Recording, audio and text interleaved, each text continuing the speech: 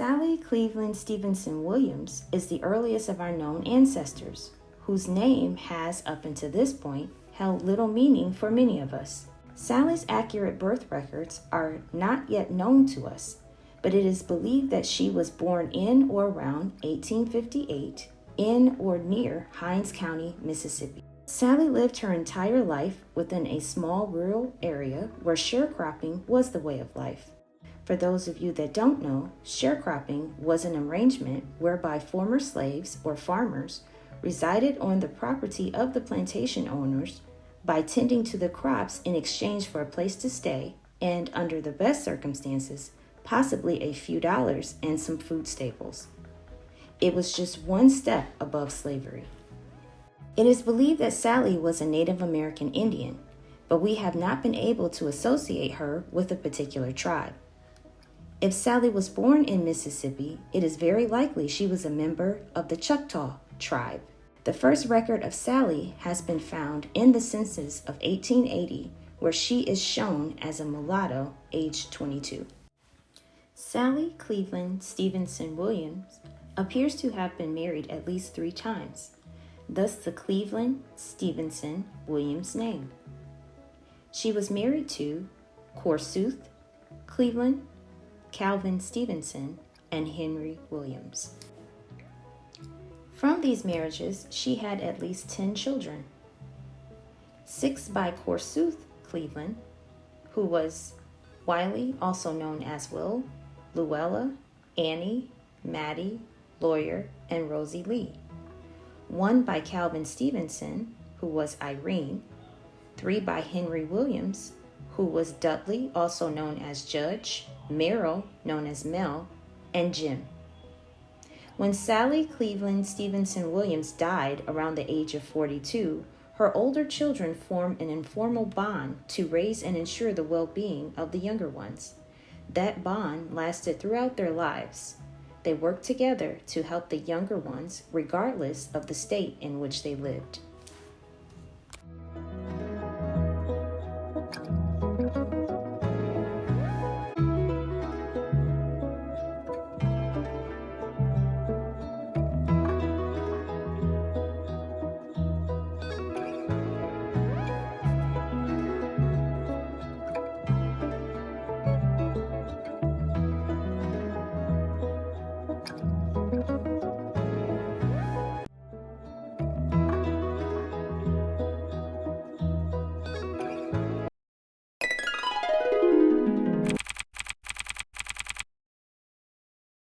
Lola Parks, L. Mayola Schaefer.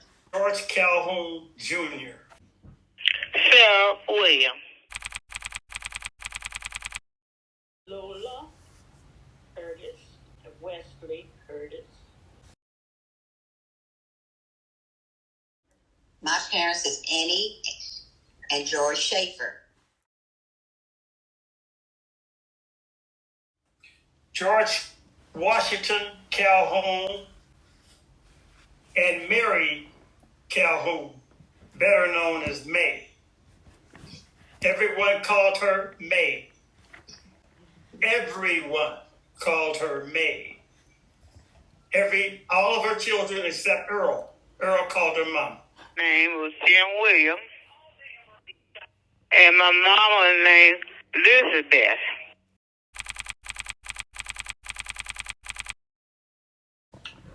Well,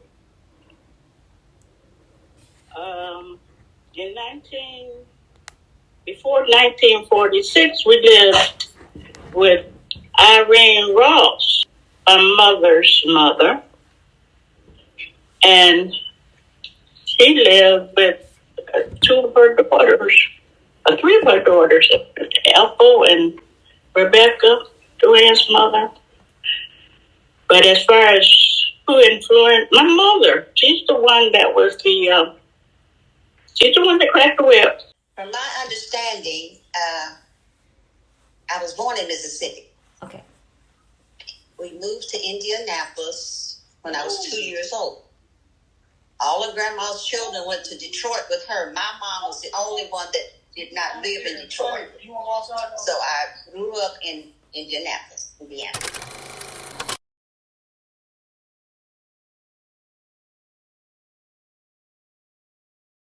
Sonny Boy, Joanne, Lula Mae. I'm gonna leave out. Well, all of Sister's kids, all of Uncle Cliff's kids, all of Uncle Eugene's, and Aunt Rebecca. That was Joanne. Aunt May. Yeah, because that was gonna be Betty and Marilyn. That's all of the kids there. All the grandmother's children, because I knew them better than I knew the ones here in Indianapolis. So I was there every summer. Every summer, I would go to Detroit. Sometimes a couple of weeks or whatever, but I was there pretty much every summer to see Grandma and my cousins and things. Because Papa, that's gonna be Grandma's husband, he would come to Indianapolis. And Grandma went to see Mama because she was the only child that didn't live there. Okay? Grew up in Black Bottom. You will have to go to Google Hastings Street, to the center of Black Bottom. And it was a fantastic time during that era because it was during the car revolution, where everyone who wanted a job, and I mean everyone, black, white, brown, whatever, could get a job. Joanne's mother, Rebecca, we call her Aunt Becca, worked at Honest Joe's on Hastings, way down. Gosh, I was so little, but I did go down there a few times begging. Now, Hastings was a booming commercial district. A lot of black-owned businesses. Nothing you couldn't get on Hastings. They had grocery stores, pawn shops, bars, restaurants. Uncle Charlie had a restaurant on Hastings and Brewster.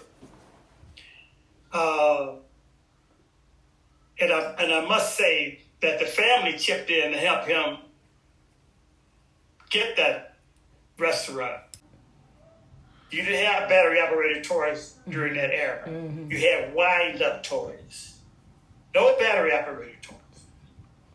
So we made skate box. Think of skating board. You know the little board they skate on with the wheels in the front and the back, the little plank. Put a 2x4 on top of that. Now put some handles on that.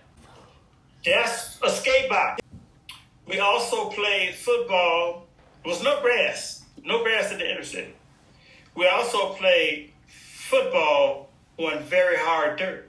We would go to the Belle Isle and we would play on grass. And I remember getting tackled on grass and thinking, this is nothing. We also had the Brewster Center that I went to all the time. They had a swimming pool. And they had skating once or twice a week. We also had the biggest skating rink in Detroit was called the Arcadia. And that was on the west side. We made all of our toys. We made parachutes out of handkerchiefs using a spark plug as the weight to bring it down. We made paper airplane. We made kites. We had great rock fights. Although I grew up in that environment, I never smoked a cigarette. I never had a drink till I was 21. I've never taken any kind of drugs. And that's all because of my mother. Babysit, I used to help babysit for Elijah's family, Cliff Ross family. That was the one I met first.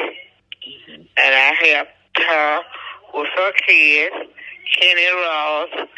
And when he was little, I helped, go pick him up from school and help him, Kenny Ross. And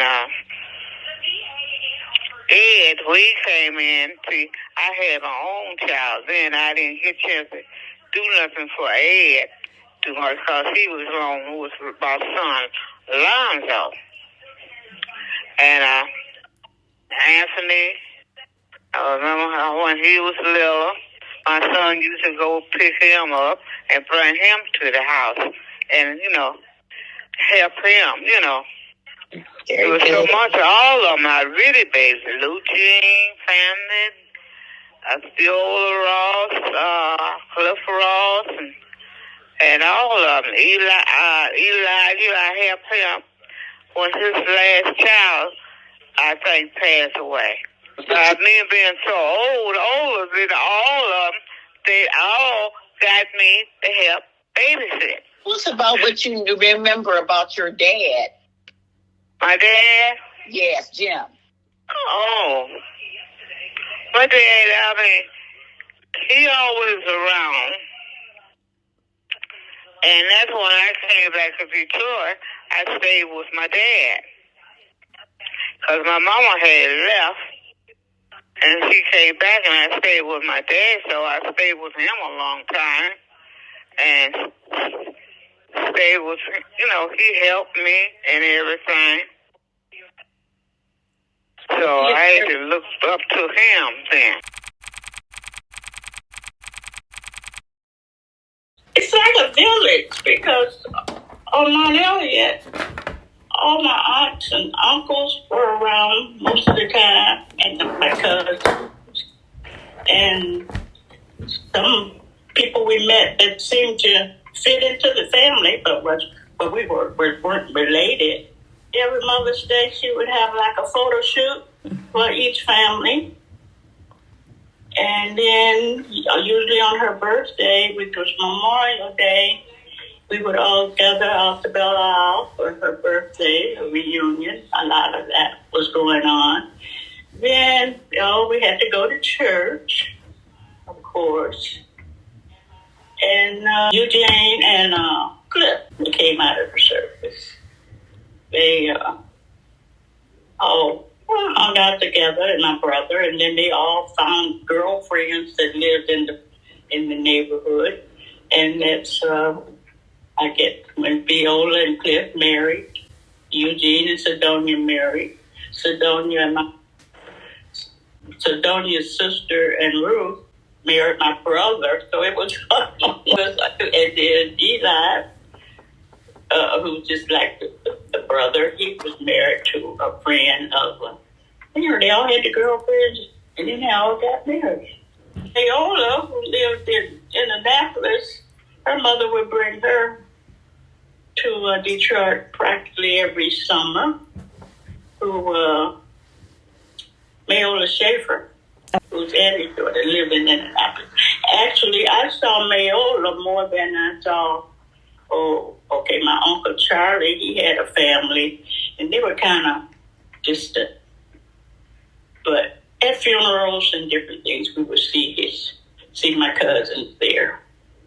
And as far as close cousins, I think Mayola was about my closest cousin. And my mother, she made all of us kind of get together. She said, go by and see your grandmother. Go by and see so-and-so and so-and-so. And then we had great aunts that lived on Hendricks, which wasn't too far from Mount Elliott. That was Matt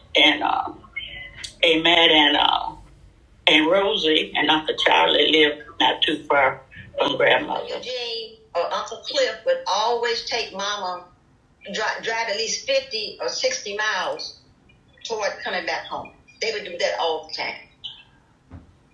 And then before they would turn around, we'd get out of the car and hug and stuff and say when we'd be back. But they always did that. Amen. But I didn't get a chance to talk to Aunt Rosie too much, but Amen, I did. She learned me how to make sauce meat and sauce meat. And her grandkids came, and she stayed with me for a while, and then she left and went to Chicago, her granddaughter.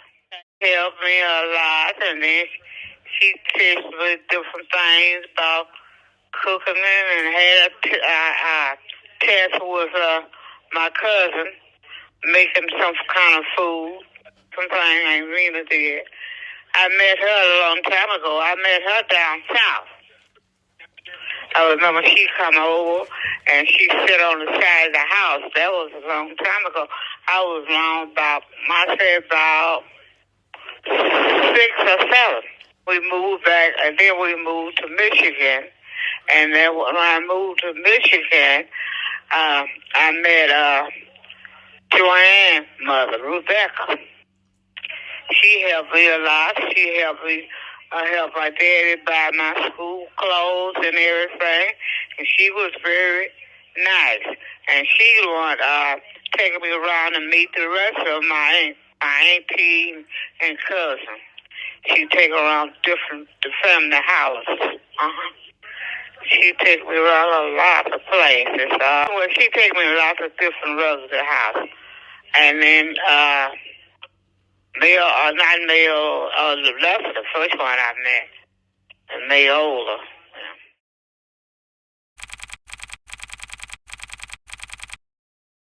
She worked us to death. Good thing. You know, she taught us how to keep the kitchen clean. She just taught us how to keep house, and she worked us to death. Loved us, but she worked us to death, okay? That's all I can tell you. Wash dishes, clean your room up, clean the yard up. Best grandmother, but I'm telling you. And you have to do your part. Well, she was a loving grandmother, but she was a what do you call it, disciplinarian as far, and always wanted you to do something, you know. Okay, if you go over there, she wanted you to iron her sheets or get that bevel polish and polish her furniture, and always something to do. She was something else, but it was good because she taught us a lot. You know, in fact, all her daughters more or less were something like her. You know, unbelievable, brilliant. If she had some education, no telling what she could have inspired. To give you an example, she told me, take typing. But guys didn't take typing in those days because typing was considered kind of feminine, right? Now, had I taken typing, I don't know how far I could have gone because I had to get my wife to do the typing, and I had to pay people all through college to type my papers. I also said, money is like a garden. If you got some, it'll grow. So she gives you these little tips. I always save a dime out of every dollar.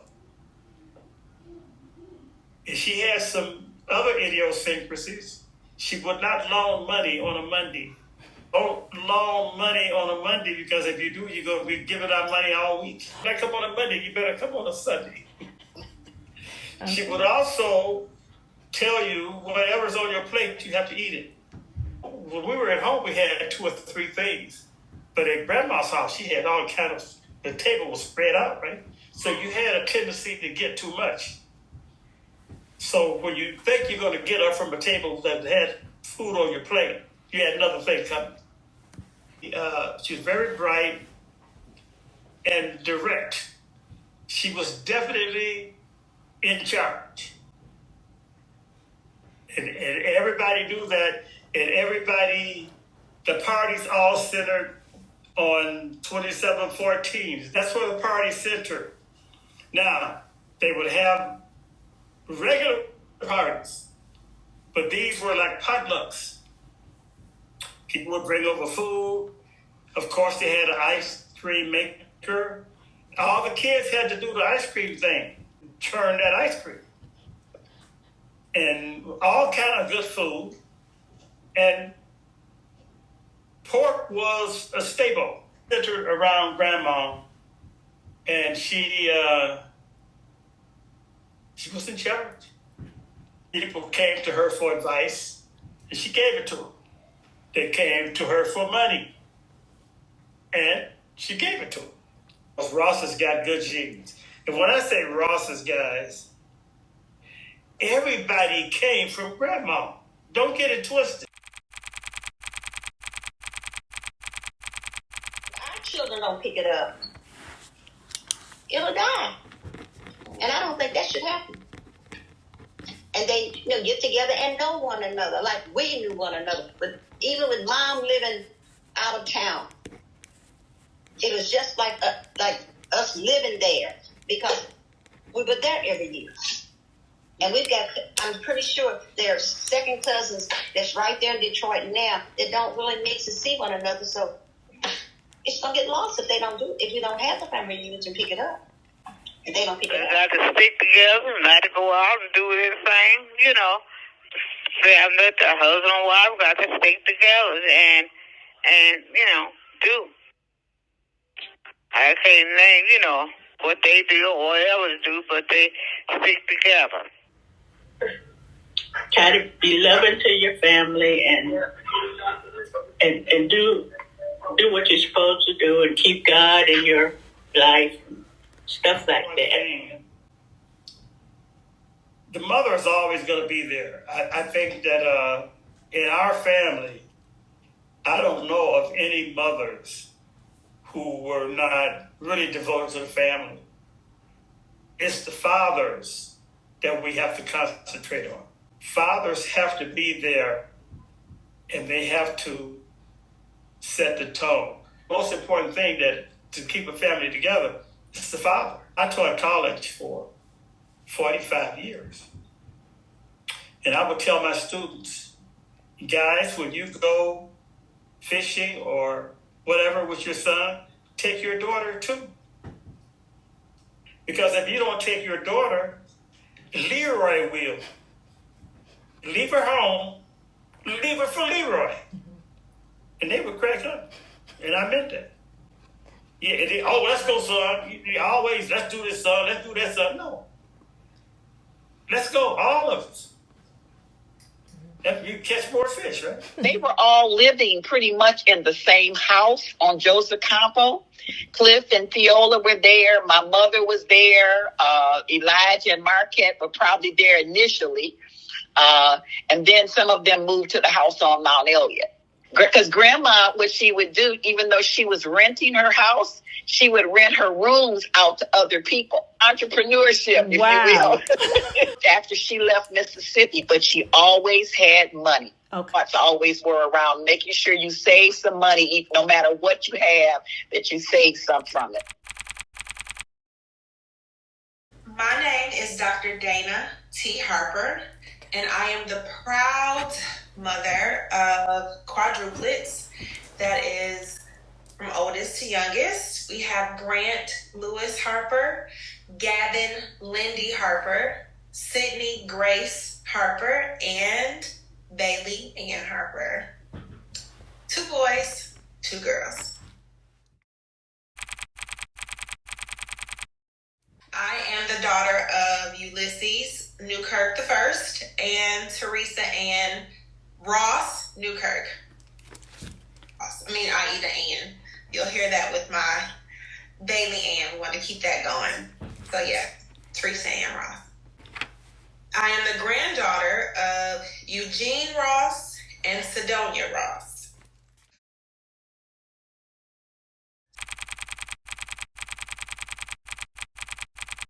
So it's been a journey. It has definitely been a journey. Many don't know that my husband and I experienced a loss in 2022. So we were pregnant with a little boy, and in April of 2022, we experienced a loss. So that was really hard for us. I'll say September of 2022, we found out we were pregnant. And we knew that it was just a single child, and we thought of names. We had a boy name, we had a girl name. And we went to the doctor, and they said, okay, you guys, what do you think about twins? And we're like, oh, great. And then they moved around a little bit more, and they said, uh-oh. And we, wait, uh-oh. What do you mean, uh-oh? And the doctor actually left the room. And she left the room, and she came back with a more senior physician. And he said, let's try this again. And so they went back to the ultrasound, and he said, yeah, there's 1, 2, 3, 4 fetuses. My husband said, what? If he was not sitting down, I'm for sure he would have passed out. And I went completely numb. It was a complete shock. Many people thought it was IVF. We did not do IVF. It was God. It was God. Because this was our 4th time trying. And God said, I'll take care of you for each time that you try. And we are now blessed to have our 4 children, whom we proudly call the Heartbeats, the 4 Heartbeats. Our last name is Harper, so we played on that. So we have our 4 Heartbeats, Grant, Gavin, Sydney, and Bailey. So yes, and they are now 17 weeks old.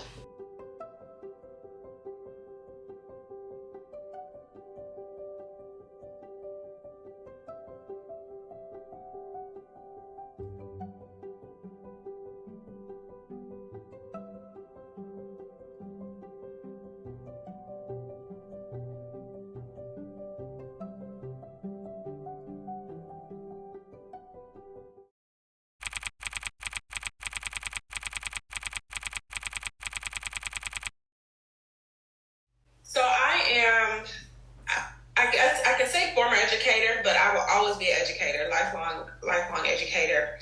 And so one thing I will always learn is that the difference between a child from the urban city and a child from the suburban city is exposure. And that plays a hand as well as with family. And, if you don't expose them to these experiences, expose them to family they will never know. So I think having experiences such as the family reunion, or bringing them around their grandparents, bringing them around their cousins, having them have opportunities to engage with family, to see how strong it is, plays a huge role. I'm so excited to have opportunities to introduce my children to their cousins and their aunts and their uncles. We moved my mother here to Michigan. This is her first to North Carolina. This is her first set of grandchildren, and she went from 0 to 4 real quick. So she's here. She was just with me last night, helping me with bath time and telling them stories and letting the children know, even at this early age, how they got their name, so they can carry those stories on to their children. But exposing them to experiences and opportunities to engage and connect with family, I think is so important, and making sure that bond stays strong throughout their years. I'm married to my amazing husband, Gerald Harper, and he's Gerald Lewis Harper. And I think it's important to share that all of the quad's middle names are tied to family. So, Grant Lewis is my husband's middle name, but it's also his father's first name. So we wanted to keep that. And then Gavin Lindy is my husband's father's middle name. And then we have Sydney Grace. Sydney is my paternal great aunt, and Grace is my paternal grandmother. So Sydney Grace is named after family from my paternal side. And then Bailey Ann, and as everyone should know, is my mother's middle name, and she's the oldest of the 7. So, of course, there's Teresa Ann, Beverly Ann, Shirley Ann, Margaret Ann, Monica Ann. And sometimes this could be Virgil Ann. We don't know. We just leave that to the imagination, okay? But we wanted to keep that Ann legacy going. Said if we have 4 healthy children, we're bringing 4 healthy children home. And we brought them home, and it has been a whirlwind ever since. But we are 100% a team.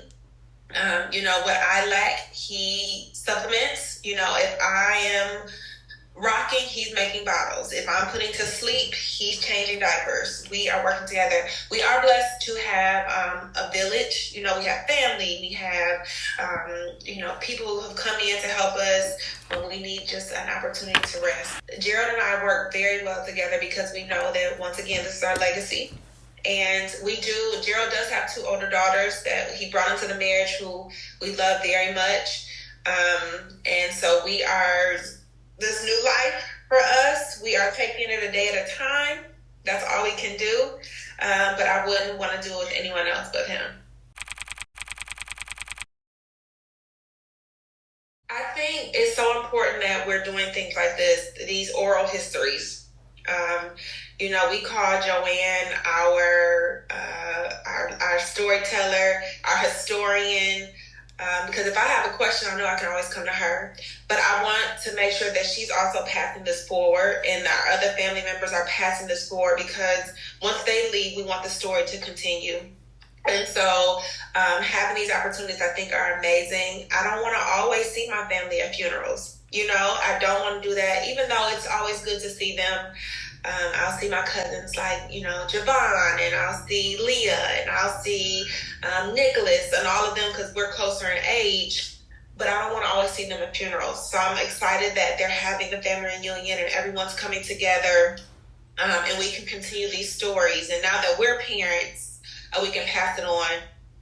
And they're crying in the background. We can pass this on to our children, to keep the sustainability of our family's name, because I think it's so important. That's one thing my mother always told me, that the only thing that you'll ever have for the rest of your life is your name. And so making sure that it continues to be strong and it holds value and holds weight is so important. So thank you for doing this, and thank you for including not just our elders, but also those who will continue on our legacy. Hi, my name is Brianna Crowell, and my fiance Raymond and I have two little ones, Anaya Grace and Amari DeMarco. My parents are Douglas Crowell and Tamala Crowell. My grandparents are Jacqueline Crowell and Lloyd Calhoun.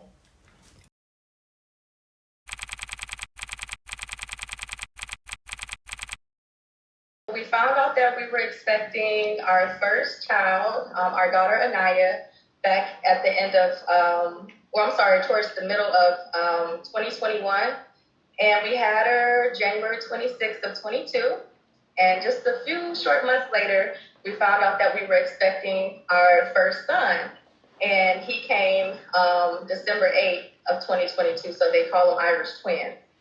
And it's definitely a challenge, but it's something very, I would say, rewarding, because being a first-time mom and then feeling that guilt at times that I wasn't able to give my daughter, as much attention as I feel like she requires and deserves, it kind of really got to me. But honestly, it's really been an adjustment, and I'm still adjusting, and so is Ray.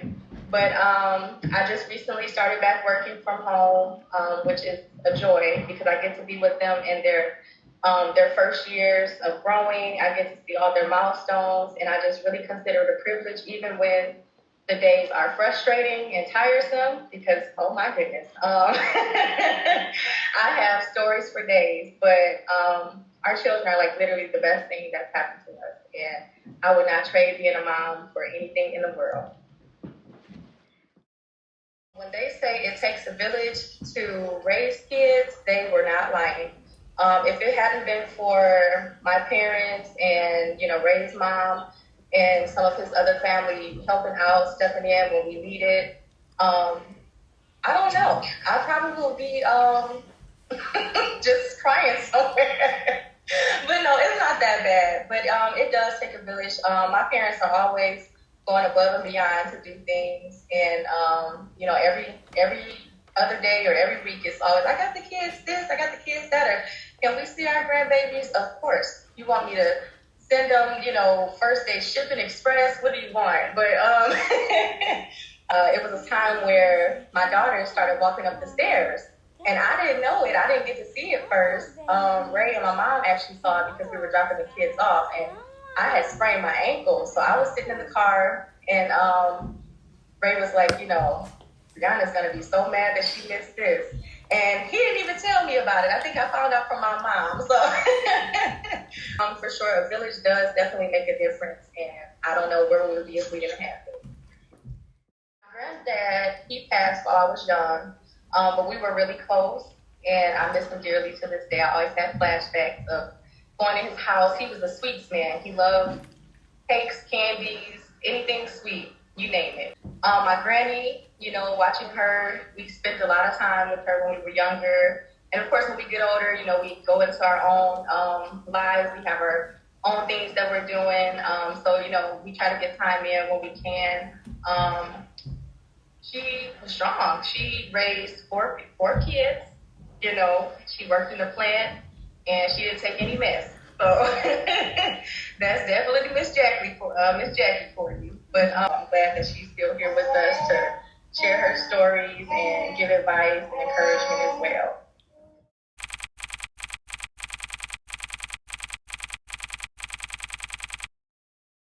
First off, keeping God first with everything. Don't ever feel like you're in anything alone. If you need help with anything, do not hesitate to reach out. When you get older, you know, I always tell people, once you are out of mom and dad's house, you know, of course you can always, you know, ask them for help and things like that. But this adult world, it is not all peaches and sunshine, okay? It's going to be obstacles. You don't always have to bump your head first to learn from a mistake. You don't always have to make a mistake. Just don't feel like you have to hide anything. You know, that's what, like I said, family is for. They're there to help you, and, you know, get you through some things, because as our family, we have been through some things, and we wouldn't have gotten through it without God and each other.